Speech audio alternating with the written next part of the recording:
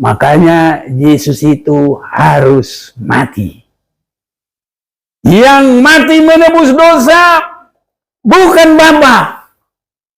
Yang mati menebus dosa bukan Roh Kudus.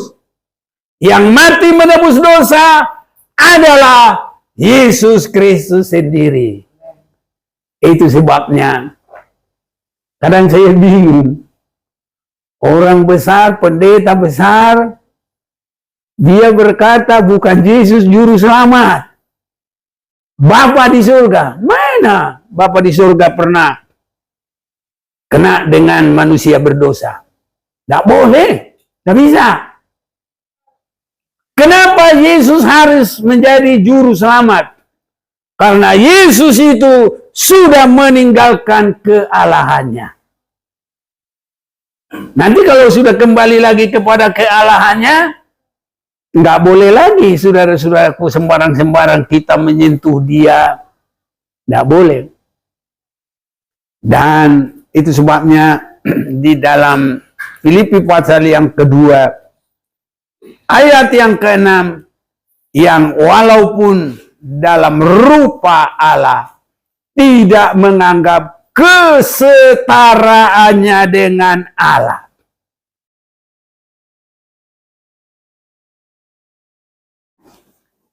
Kita mengucap syukur pagi hari ini kita kembali boleh beribadah.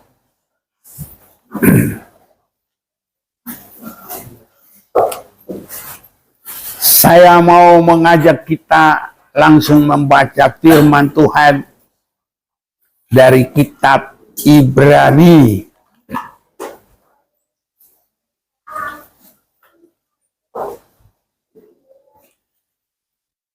Ibrani pasal yang ke-9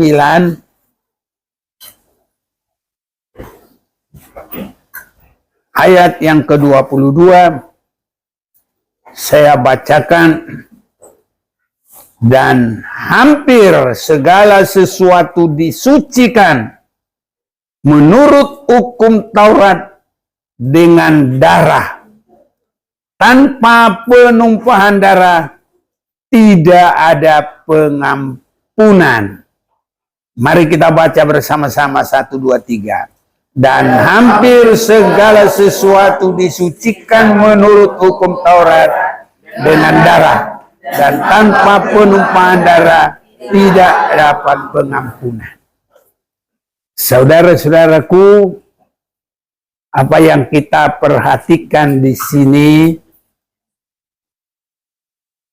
darah pengampunan,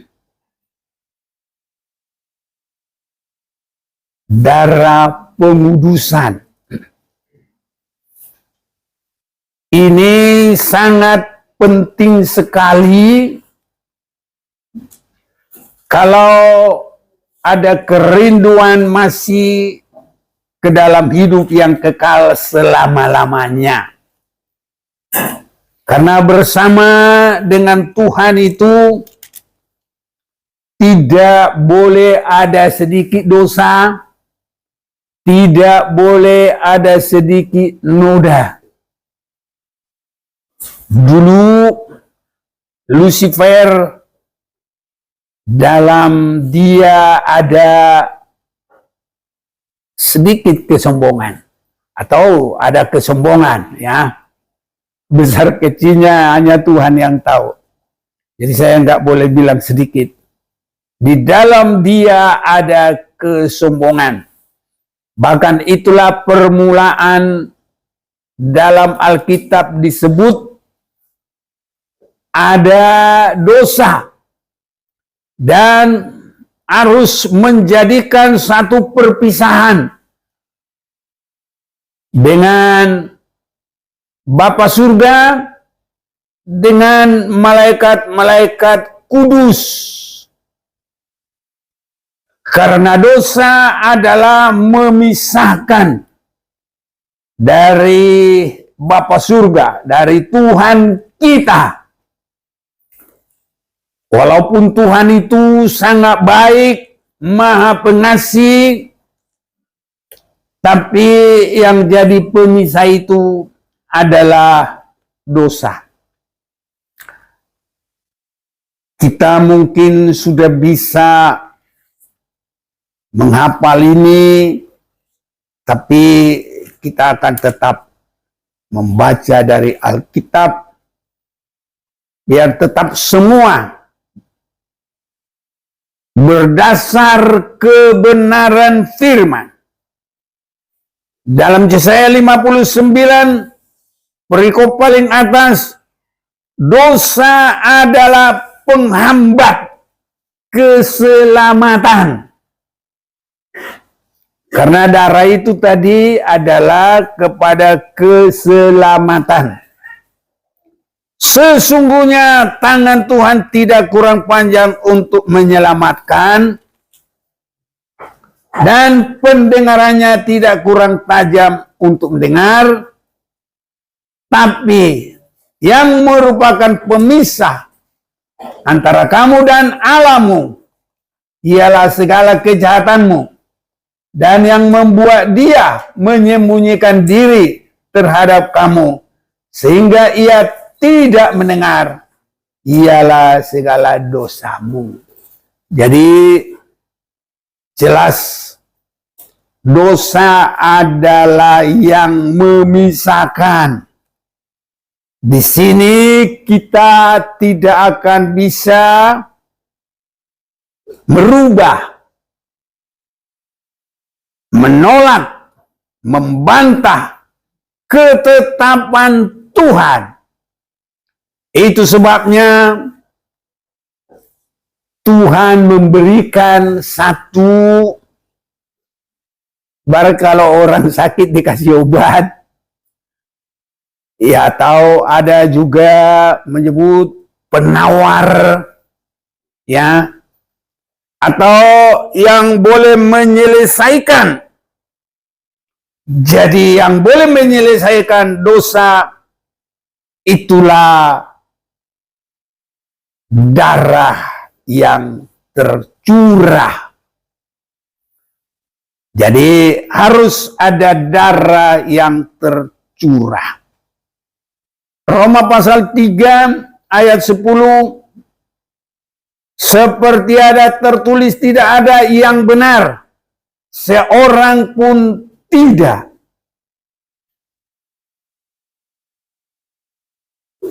Ayat 23, karena semua orang telah berbuat dosa dan telah kehilangan kemuliaan Allah, dan oleh kasih karunia telah dibenarkan dengan cuma-cuma karena penebusan dalam Kristus Yesus.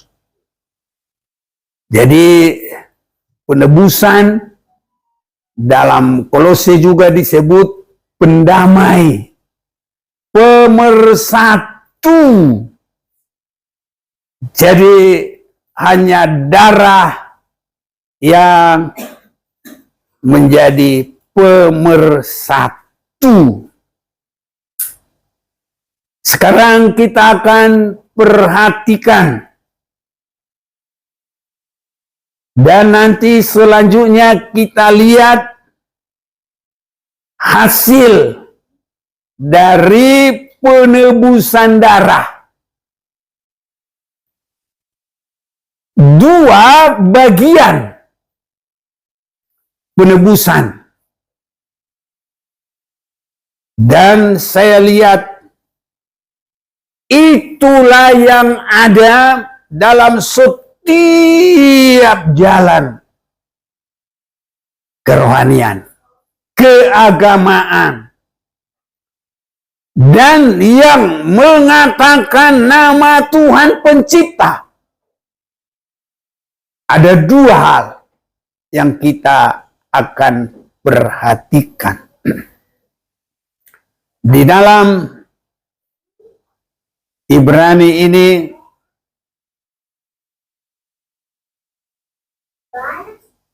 mulai 11 ayat pasal yang ke-9. Kristus adalah pengantara dari perjanjian yang baru. Tapi Kristus telah datang sebagai imam besar untuk hal-hal yang baik yang akan datang. Ia telah melintasi kemah yang lebih besar dan yang lebih sempurna, yang bukan dibuat oleh tangan manusia, artinya yang tidak termasuk ciptaan ini. Dan ia telah masuk satu kali untuk selama-lamanya ke dalam tempat yang kudus, bukan dengan membawa darah domba jantan dan darah anak lembu, tapi dengan membawa darahnya sendiri. Dan dengan itu ia telah mendapat kelepasan yang kekal.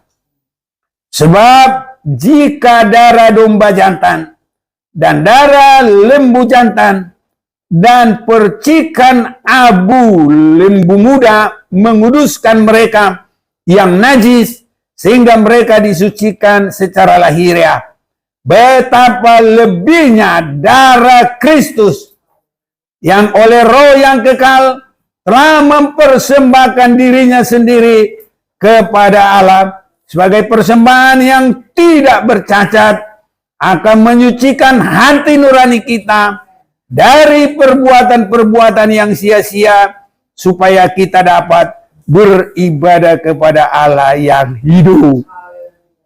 Jadi saudara-saudaraku, poros ibadah yang agung, yang sangat terberkati itu adalah darah Kristus. Ini saudaraku, itu sebabnya darah Kristus tidak bisa dihilangkan dari Alkitab.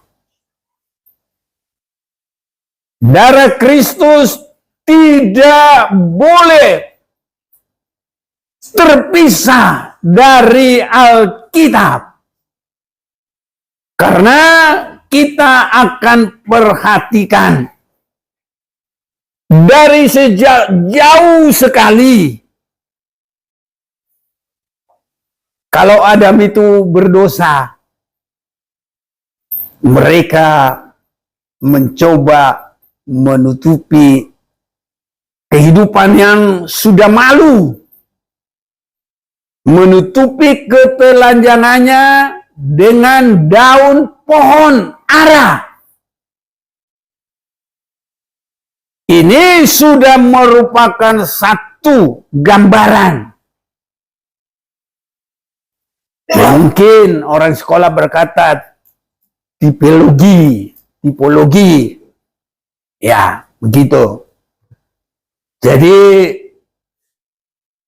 ya, kita melihat itu dari Alkitab sudah merupakan gambaran. Di dalam kitab Kejadian kita akan lihat pada saat Adam belum mengerti, tapi Allah sendiri sudah menunjukkan kepada mereka apa yang dikehendaki oleh Allah. Kejadian pasal 3 adalah manusia jatuh ke dalam dosa. Itu perikop dari pasal 3. Kita tidak akan membaca lagi dulu bagaimana iblis menggoda Adam dan Hawa dan mereka tidak mengaku dosanya. Mereka saling menuduh. Mereka takut kepada Tuhan. Ya. Di dalam Alkitab kita ditulis kepada Allah. Mereka bersembunyi dan mereka tidak kuat dalam hal itu. Mereka coba mengambil inisiatif bagaimana caranya menutupi ketelanjangan. Maka mereka mengambil daun ara. Ini yang kita akan perhatikan, dan saya akan baca bagi kita.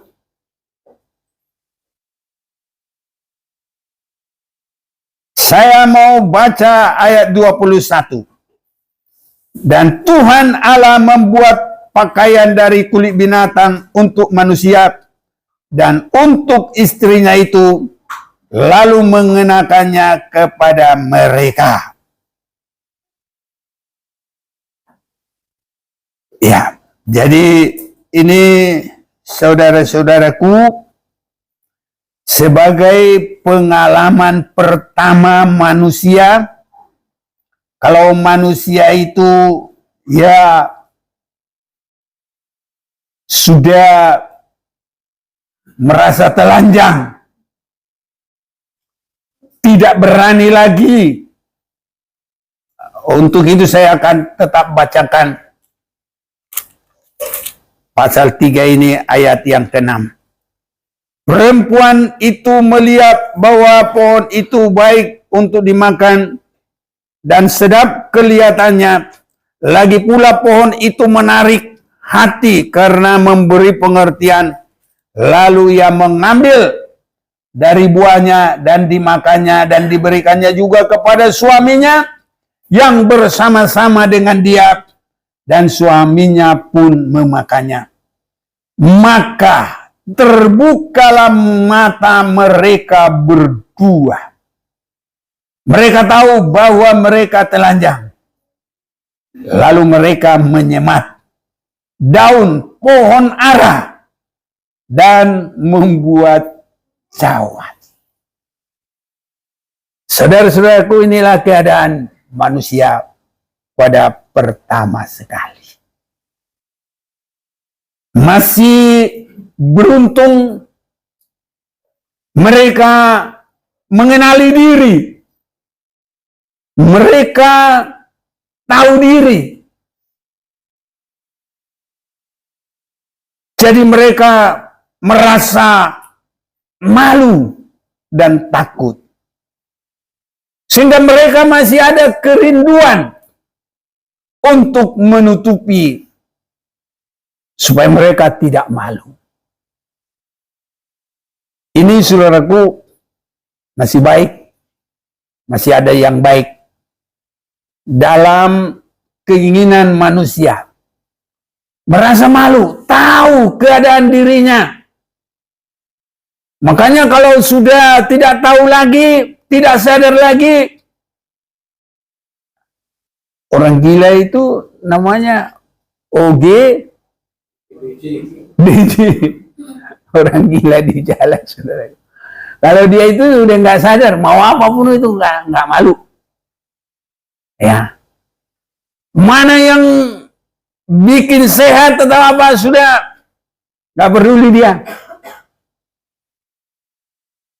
Itu saudara-saudaraku. Tapi Adam dan Hawa tinggal inilah yang masih ada pada dia. Sehingga Tuhan masih berbelas kasihan karena masih mengenal diri. Makanya kadang-kadang dalam bahasa-bahasa kita, saudaraku, dasar tidak tahu diri. Nah, gitu ya. Kalau sudah dia bilang tidak tahu diri, wah itu nggak menyenangkan lagi. Tapi kalau masih tahu diri, saudaraku, masih ada mungkin jalan belas kasihan, mungkin jalan ya pertolongan, jalan berkat. Nah, ini ada pada Adam dan Hawa. Sehingga dalam keadaan yang demikian, Tuhan seperti yang kita baca ini ayat yang ke-21 tadi, pasal 3. Dan Tuhan Allah membuat pakaian dari kulit binatang untuk manusia dan untuk istrinya itu, lalu mengenakannya kepada mereka. Inilah pakaian pertama ada di dunia ini, di bumi ini. Sekarang kita sering dengar fashion, apa namanya? Fashion show, ya. Pakaian-pakaian, saudara-saudaraku. Jadi ini dari Adam sudah ada ini. Karya Adam dan Hawa. Cawat yang terbuat dari kulit. Bukan kulit kayu. Daun pohon ara. Ini. Tapi Tuhan tidak membiarkan itu terus mereka pakai. Itu harus dibuka, diganti dengan kulit binatang. Nah, ini sudah pertama menunjuk kepada Yesus. Ini saudara-saudaraku. Karena kita ini nanti kita bisa melihat di dalam Yesus kita tidak disebut telanjang, tapi kita adalah berpakaian, dan kita juga disebutkan adalah penerima janji daripada Tuhan. Dan kalau kita membaca juga, ya, di dalam kitab Galatia, di situ juga disebut mengenakan Kristus. Jadi Kristus menjadi pakaian kita. Ini saudara-saudaraku, ya. Ada pernah membaca di dalam kitab Galatia? Ya, di dalam kitab Galatia, kita yang sudah di dalam Kristus, maka kita disebut mengenakan Kristus. Nah, Kolose berapa?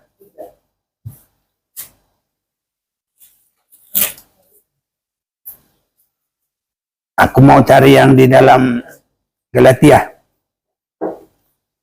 Jadi, saudara-saudaraku yang kekasih, kalau kita, ya, ayat 27 ya, pasal 3. Galatia 3 ayat 27.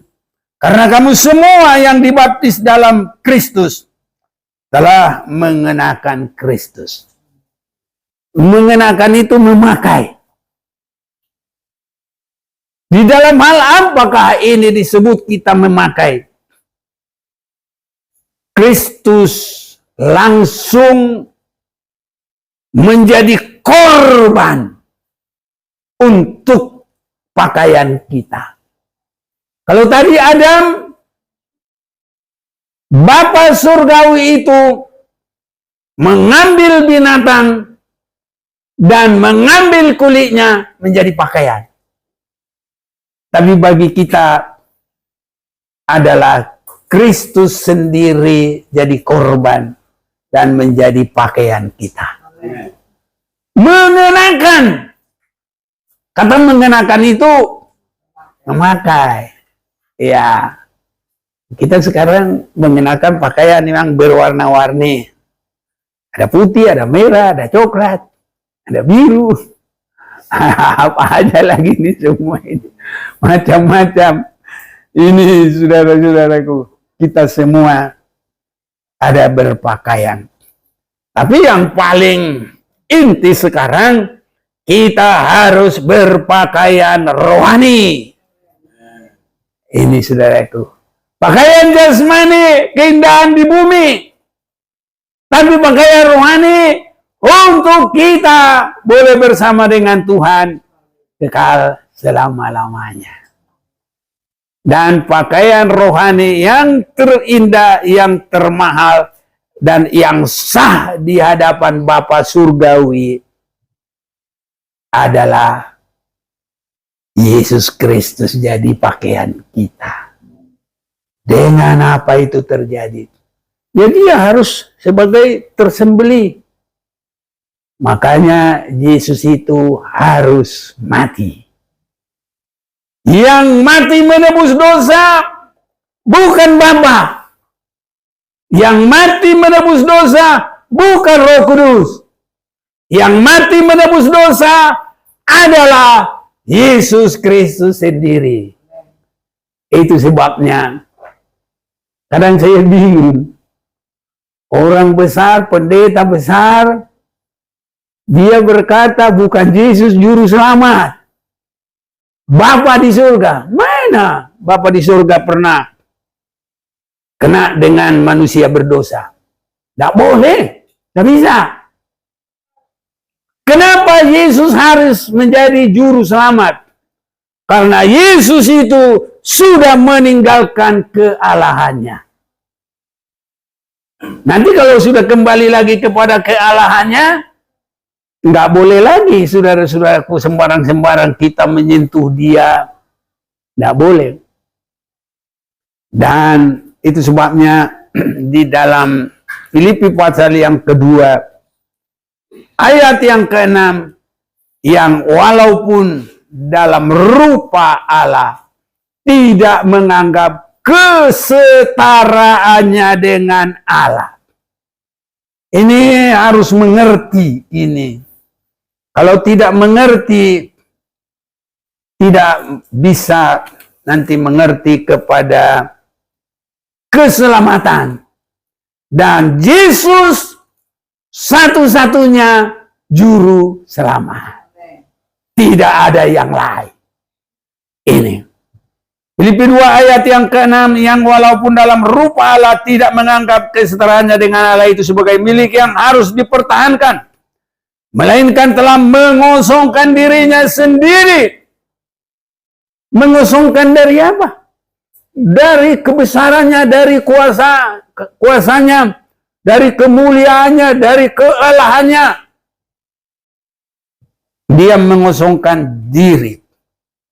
Dia tidak menganggap kesetaraannya dengan Allah itu sebagai miliknya yang harus dipertahankan, melainkan telah mengosongkan dirinya sendiri dan mengambil rupa seorang hamba dan menjadi sama dengan manusia, sama dengan kita.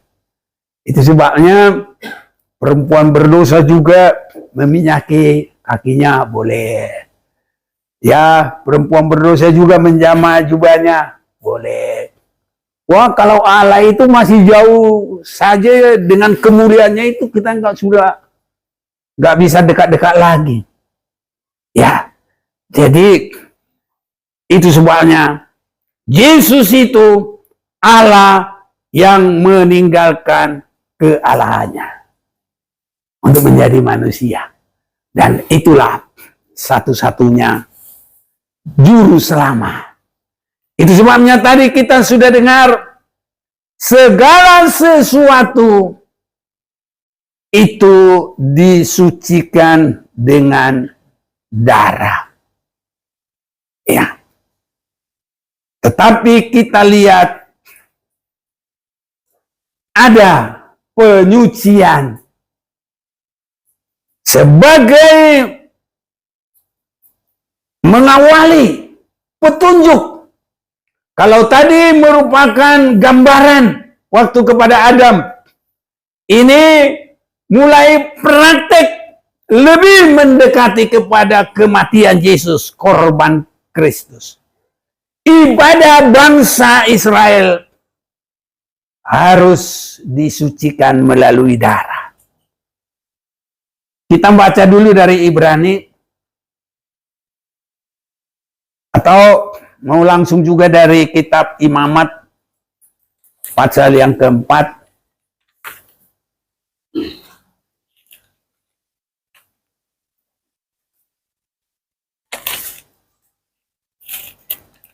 Imamat pasal yang keempat, korban penghapus dosa.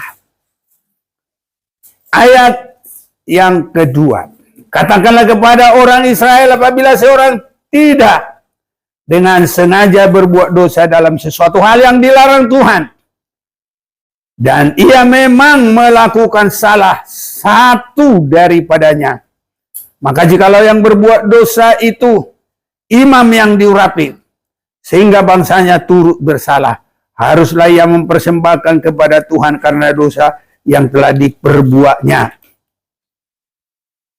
Diperbuatnya itu seekor lembu jantan muda yang tidak bercela sebagai korban penghapus dosa. Ya, ini saudaraku, bagaimana tata cara ibadah orang Israel. Mulai dari ada ibadah bangsa Israel, mereka keluar dari Mesir, dan Tuhan memberikan tata cara ibadah dengan inti 10 hukum Taurat. Dan sebagai pendamai di sana adalah korban-korban binatang, lembu muda ataupun kambing-kambing domba. Dan ada peraturannya. Kalau tidak mampu, makanya saudaraku, kita bersyukur sekarang ini. Kalau dulu orang berdosa harus sedia lembu. Lembu itu mahal, saudaraku. Nah, jadi kalau kita sekali berdosa, umpamanya bayar lembu satu berapa? Ada yang 6 juta. Mahal. Makanya sekali berbuat dosa, kalau mau ditebus lagi mahal, saudaraku. Nah, kita bersyukur kalau Yesus rela mempersembahkan dirinya sendiri. Tidak pernah kita bayar, saudaraku. Oh, bangsa Israel harus bayar. Nah, paling sedikit kalau miskin sekali. Cari merpati dulu. Ini saudaraku. Kalau tidak ada lagi, lari ke hutan, nyari tekukur. Asal pintar-pintar aja jerak burung tekukur, masih bisa berlaku, saudaraku. Cuma kalau kita nanti cari burung dulu, bagaimana itu kerjaan-kerjaan? PT angin sepoi-sepoi. Repotlah, saudaraku. Sangat beruntung. Yesus mau, saudaraku, menjadi korban bagi kita. Di dalam Ibrani 9 kita kembali ayat yang ke-11, tetapi Kristus telah datang sebagai imam besar untuk hal-hal yang baik yang akan datang. Ia telah melintasi kemah yang lebih besar dan yang lebih sempurna, yang bukan dibuat oleh tangan manusia, artinya yang tidak termasuk ciptaan ini. Dan ia telah masuk satu kali untuk selama-lamanya ke dalam tempat yang kudus, bukan dengan membawa darah domba jantan dan darah anak lembu, tapi dengan membawa darahnya sendiri. Dan dengan itu ia telah mendapat kelepasan yang kekal. Sebab jika darah domba jantan dan darah lembu jantan dan percikan oleh lembu muda menguduskan mereka yang najis, sehingga mereka disucikan secara lahiriah, betapa lebihnya darah Kristus. Haleluya. Saya mau ajak kita baca ini bersama-sama. Ayat yang ke-13 ini.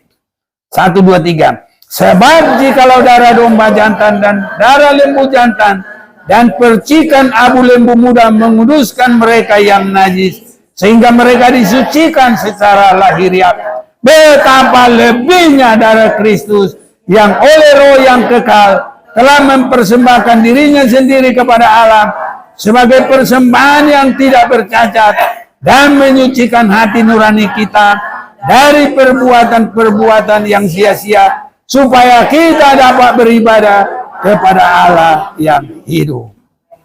Ini ibadah kita yang agung, saudaraku. Saya senang kalau semakin baca Alkitab, bangsa Israel itu sudah dipastikan ditutup. Ibadah bangsa Israel hanya disucikan oleh darah binatang. Jadi nanti kalau mereka mau selamat, bukan lagi dengan cara Taurat. Harus terima Yesus Kristus. Sama seperti kita. Dan saat itulah nanti tidak ada lagi perbedaan.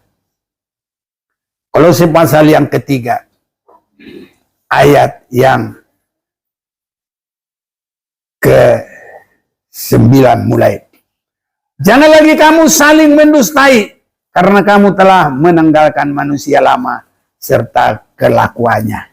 Ini yang harus terjadi bagi kita. Amin, saudaraku.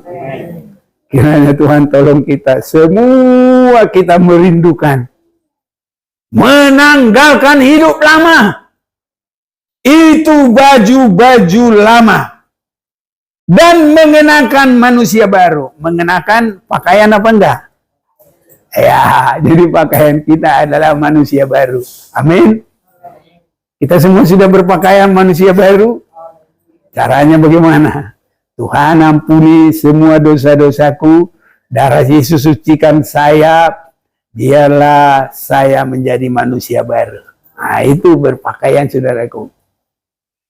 Kalau masih senang dosa, enggak berpakaian, saudaraku. Telanjang di hadapan Tuhan. Secara rohani. Tidak bisa terima apa-apa dari Tuhan. Hanya karena Tuhan kita baik. Ya, berkat khusus itu belum sempurna bagi kita. Yang diberikan masih berkat umum. Karena kalau makan, minum, bernapas, semua gratis, saudaraku. Itu sama orang jahat juga Tuhan kasih. Amin, saudaraku. Tapi kalau manusia baru hanya bagi orang yang sungguh-sungguh rindu kebenaran. Dan telah mengenakan manusia baru yang terus-menerus diperbarui untuk memperoleh pengetahuan yang benar menurut gambar haliknya. Dalam hal ini tiada lagi orang Yunani atau orang Yahudi. Sama semua. Ini nanti. Orang bersunat atau orang tak bersunat, orang barbar atau orang skit, budak atau orang merdeka, tapi Kristus adalah semua dan di dalam segala sesuatu. Amin, saudaraku. Amin. Tapi kalau ini boleh terjadi, udah selesai, tertutup. Mengapa sekarang kita boleh mendapat keselamatan? Karena penolakan bangsa Israel itu. Menolak Yesus, sehingga mereka sudah cukup segitu. Dan nanti kalau menerima, ya sudah cukup, saudaraku. Ayat 12, karena itu sebagai orang pilihan yang dikuduskan dan dikasihinya, kenakanlah belas kasihan, kemurahan, kerendahan hati, kelemah lembutan, dan kesabaran. Sabarlah kamu terhadap yang lain, dan ampunilah seorang akan yang lain. Apabila seorang menaruh dendam terhadap yang lain, sama seperti Tuhan telah mengampuni kamu, kamu perbuat juga demikian. Amin, saudaraku. Amin. Semua kita harus menyatu sekarang. Amin. Semua kita harus berdamai sekarang. Semua kita harus saling mengampuni sekarang. Manusia baru. Haleluya. Tidak ada lagi penyucian darah kambing domba. Tidak lagi orang Israel. Pokoknya semua baru. Semua kita berpakaian Kristus. Ini, saudaraku. Dan itu adalah sudah sebagai penutup nanti. Saya sangat bersuka cita, saudaraku, kita boleh mendapat kemurahan ini dalam ibadah kita sekarang. Jadi, ibadah cara bangsa Israel, penyucian darah kambing domba, lembu jantan, dan burung merpati atau burung tekukur, tapi kita mendapat pelayanan langsung dari Yesus, dan Yesus sendiri mempersembahkan darahnya. Ibrani pasal 8 ayat yang ke-6. Tetapi sekarang ia telah mendapat suatu pelayanan yang jauh lebih agung. Haleluya, saudaraku. Untuk kita ini ada pelayanan yang lebih agung. Sebenarnya kalau kita lihat bangsa Israel, bagaimana mereka keluar dari Mesir, luar biasa. Tadinya Raja Firaun sangat menekan mereka dan tidak boleh pergi. Tapi karena berkat Tuhan, Raja Firaun berkata, "Hei semua bangsa Israel, pergi kalian." Malah disangoni lagi. Disangoni. Ini bahasa Jawa. Dikasih semua apa yang perlu. Apa yang kamu perlu? Kasih. Makanan, minuman, pakaian, emas, perak, kambing, domba, semua. Dan itu semua pemberian itu banyak. Cukup untuk mendirikan kemah yang berpuluh-puluh kilo emas, alat-alatnya, tembaga, besi, dan kulit domba, segala macam. Untuk peralatan rumah Tuhan. Itu dikasih semua. Pergi. Itu. Dan kalau Raja Firaun tambah keras hatinya, dia lihat, wah udah pergi. Kok sudah sepi. Coba lagi. Didatangi, diparani ya. Di Jawa. Di Uber. Piala Uber. Didatangi lagi. Oh, Tuhan bilang, "Musa, jangan takut, angkat tongkatmu." Terjadi apa? Laut terbelah. Haleluya. Wah, dunia sudah heran itu. Ada filmnya. Cari duit, ada apa, tahu pokoknya Tuhanlah dibesarkan. Kalaupun orang hanya lihat hiburan apa segala macam, tapi itu sudah kuasa Tuhan yang heran. Yang itu kebenaran yang tidak bisa dibantah. Dari situlah ibadahnya bangsa Israel. Tapi kalau kita sadar, saudaraku, ibadah kita, pelayanan dari Yesus melebihi dari itu. Itu sebabnya ya di sini lebih agung. Jadi ibadah kita yang sejati, ibadah kita yang agung. Apalagi itulah ibadahmu yang sejati, ibadah yang agung. Apalagi lupa ya. Ya, itulah semuanya, saudaraku. Dan kalau saya perhatikan di sini lebih agung karena Yesus pengantara kita. Yaitu Yesus ya. Karena Yesus menjadi pengantara kita dari perjanjian yang lebih mulia. Lebih agung, lebih mulia, yang didasarkan atas janji yang lebih tinggi. Makanya kalau baca harus hati-hati. Lebih agung, lebih mulia, dan lebih tinggi. Luar biasa, saudaraku. Bangsa Israel tidak dibilang begitu. Nah, ini saudara-saudaraku. Itu sebabnya orang selalu beranggapan ya di dalam Wahyu pasal yang ke-7 144.000 yang dimeteraikan dari orang Israel. Ini yang sepertinya diperebutkan. Jadi sehingga mereka berkata, ini kami. Saya pikir itu juga membodohi dirinya. Udah dibilang dari suku orang Israel, padahal dia orang Indonesia. Tapi dia bilang dia dari ini. Bukan. Ini saudaraku. Tapi kalau saya perhatikan, mereka ini dari pilihan, dan semua itu hanya penyucian dari darah kambing domba, lembu jantan, merpati, tekukur, pokoknya darah binatang. Ini saudaraku. Tapi imam kita lebih agung, lebih tinggi, lebih mulia. Darah yang lebih agung, lebih tinggi, lebih mulia dari itu semua. Sehingga jumlahnya disebut orang banyak yang tidak terhitung banyaknya. Haleluya. Ini saudaraku. Makanya kita ini harus lebih giat, saudaraku, ibadah ini. Rebut ini, melebihi dari semuanya. Orang Yesus saja penghuni surga, dia datang untuk menjadi tebusan. Masa kita kurang menghargai? Mari sungguh-sungguh menghargai. Saya yakin, saudaraku, jemaat Maranatha masih diberi peluang oleh Tuhan. Pokoknya mari mau hidup berserah dengan sungguh. Seperti Yesus yang sudah menyerahkan dirinya. Mari kita berserah dengan sungguh. Kita ini, saudaraku, bukan ditebus dengan darah kambing domba. Dengan yang murahan. Ya.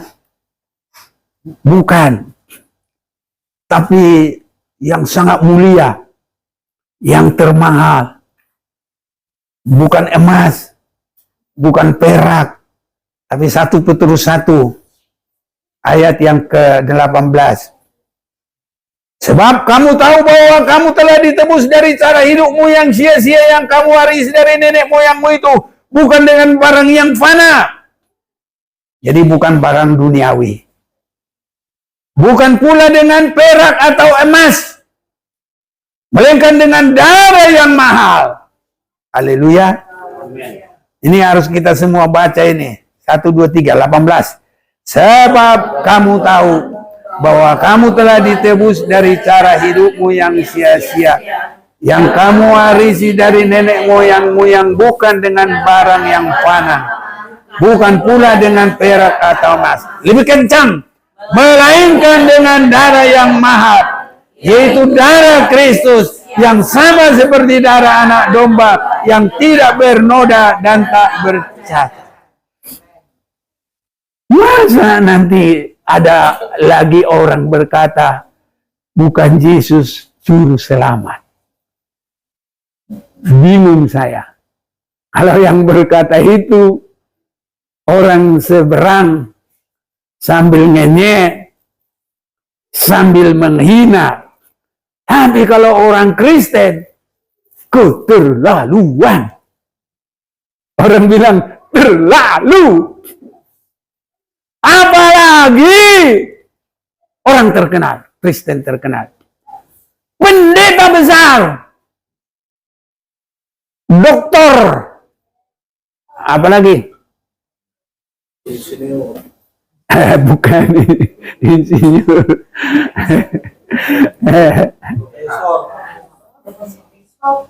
Ya, bishop, dokter, pastor. Pokoknya yang iya, bishop itu Eporus. Ini sudah dia. Kalau itu yang ngomong begini, saya bingung. Kemana itu? Alkitab ini begitu banyak tentang Yesus juru selamat. Mulai dari dia diberitakan dalam Yesaya 9, nanti akan lahir. Mau baca dulu biar aku mau cepat-cepat lah. Nggak usah, nggak sempat lagi. Kita nggak enak kalau nanti kita dimarah-marahin teman. Ya, jadi dia adalah yang besar, dia yang mulia, dia adalah juru selamat kita, darahnya agung, darahnya mahal, paling mahal dari semua yang fana. Saudara-saudaraku, dia adalah Allah yang menjadi manusia, ya, Jadi mulai dari ya dinubuatkan, baru setelah itu kelahirannya, ya malaikat berkata kepada ibunya Yesus, siapa sih yang melahirkan? Maria. Apa dia bilang? Engkau akan melahirkan dan berikan namanya Yesus karena dia akan menyelamatkan umatnya dari segala dosa. Jadi juru selamat siapa? Allah apa Yesus? Nah ini di sana juga nanya begitu. Jadi juru selamat siapa? Allah apa Yesus? Dijawab Allah. Ya, nggak bisa. Bagaimana itu bisa? Orang dekat saja Adam Hawa udah ketakutan. Apalagi datang jadi juru selamat, nggak bisa. Jadi kenapa Yesus juru selamat? Itu spesialisasi untuk menyatu dengan manusia. Haleluya. Bagaimana dia spesialisasi untuk menyatu dengan manusia? Dia meninggalkan tatanya, kealahannya, kebesarannya, kemuliaannya. Jadi manusia. Jadi juru selamat manusia. Boleh bersama dengan kita. Di dalam Yohanes 1 ayat 29. Lihatlah anak domba Allah yang menghapus dosa dunia. Jadi juru selamat siapa? Yesus. Udah baca dulu satu ini, tapi cepat-cepat. Aku udah mau buru-buru ini. Ayo. Yohanes 1 ayat 29. Ya. Pada keesokan harinya Yohanes melihat Yesus datang kepadanya dan ia berkata, lihatlah anak domba Allah yang menghapus dosa dunia. Iya. Jadi yang menghapus dosa dunia itu atau juru selamat itu siapa? Yesus. Semua diperdamaikan hanya oleh pengorbanan dan darah Yesus. Biar cepat-cepat Kolose 1:20, 21. Ya, ayo cepat tolong. Kita buru-buru sama-sama kita kerjasama. Kolose 1 ayat 20. Ya. Dan oleh Dialah ia memperdamaikan segala sesuatu dengan dirinya, baik yang ada di bumi maupun yang ada di surga, sesudah ia mengadakan perdamaian oleh darah salib Kristus. Jadi yang juru selamat siapa? Yesus. Makanya Alkitab ini nanti mau dibuang kemana ini? Kalau bukan Yesus yang juru selamat. Karena ini Alkitab ini poros yang paling tinggi di sini adalah darah Yesus. Manusia dan semua diperdamaikan hanya oleh darah Yesus Kristus. Tadi udah 21 belum? Juga kamu yang dahulu hidup jauh dari Allah dan yang memusuhinya dalam hati dan pikiran seperti yang nyata dari perbuatanmu yang jahat.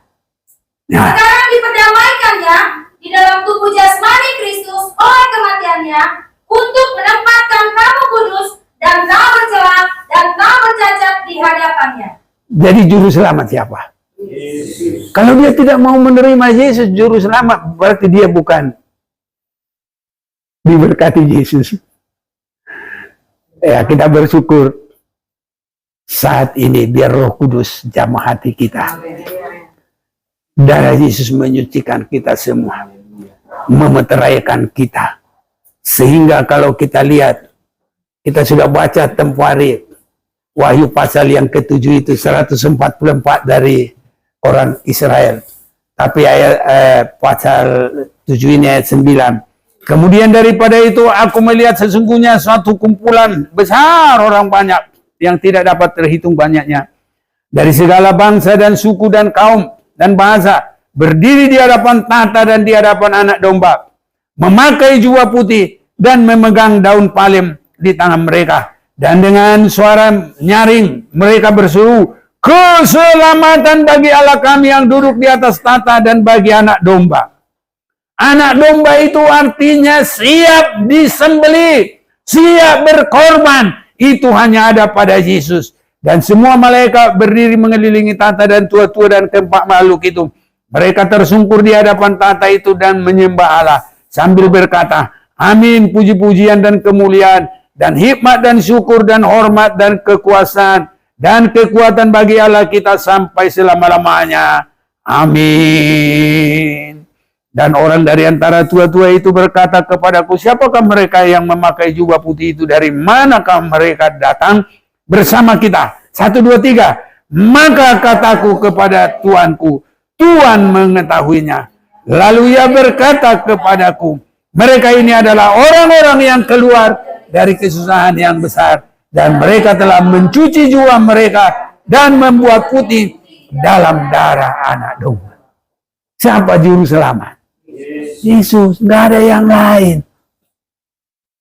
Karena itu mereka berdiri di hadapan tahta Allah, melayani Dia siang malam di bait sucinya, dan Ia duduk di atas tahta itu akan membentangkan kemahnya di atas mereka. Mereka tidak akan menderita lapar dan dahaga lagi, dan matahari ataupun panas terik tidak akan menimpa mereka. Sebab anak domba yang di tengah tahta itu akan menggembalakan mereka dan akan menuntun mereka ke mata air kehidupan, dan Allah akan menghapus segala air mata dari mata mereka. Saudaraku, saya sangat bersuka cita di dalam Yesus, di dalam penyucian darah Tuhan. Dan ini mari kita lebih bersungguh-sungguh, lebih merebut kebenaran, kekudusan, dan siap terus berbuat yang baik. Karena tadi kelompok 144.000 dari bangsa Israel. Amin. Tapi sekarang yang tidak terhitung itu juga terbagi dua juga. Nah ini, perhatikan dengan sungguh. Dalam Wahyu pasal yang ke-14, itu ada juga 144.000. Ya, anak domba dan pengikutnya yang ditebusnya. Jadi yang ditebus bukan ditebus dengan ibadah bangsa Israel dengan darah kambing domba, tapi yang ditebus oleh darah Yesus. Amin. Nah ini kita harus mengerti. Ayat yang ketiga, mereka menyanyikan satu nyanyian baru di hadapan tahta dan di depan keempat makhluk dan tua-tua itu. Dan tidak seorang pun yang tahu mempelajari nyanyian itu selain daripada 144.000 orang yang telah ditebus dari bumi ini. Ini bukan bangsa Israel yang ditebus dari bumi ini. Jadi ada yang tidak terhitung, ada kelompok ini. Dan saya yakin inilah yang paling inti. Mari lebih bersungguh-sungguh. Amin, saudaraku. Itu sebabnya jangan bersungut-sungut. Begini. Jangan. Rebut. Dalam Tuhan. Siapa cepat diberkati Tuhan.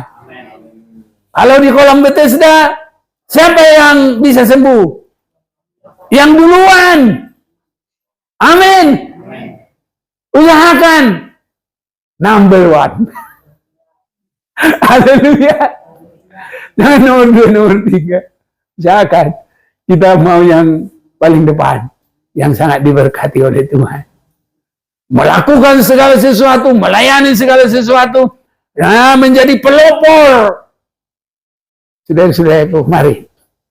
Kiranya Tuhan tolong kita. Diberkati Tuhan. Berkat yang terutama. Mari kita berdiri bersama-sama.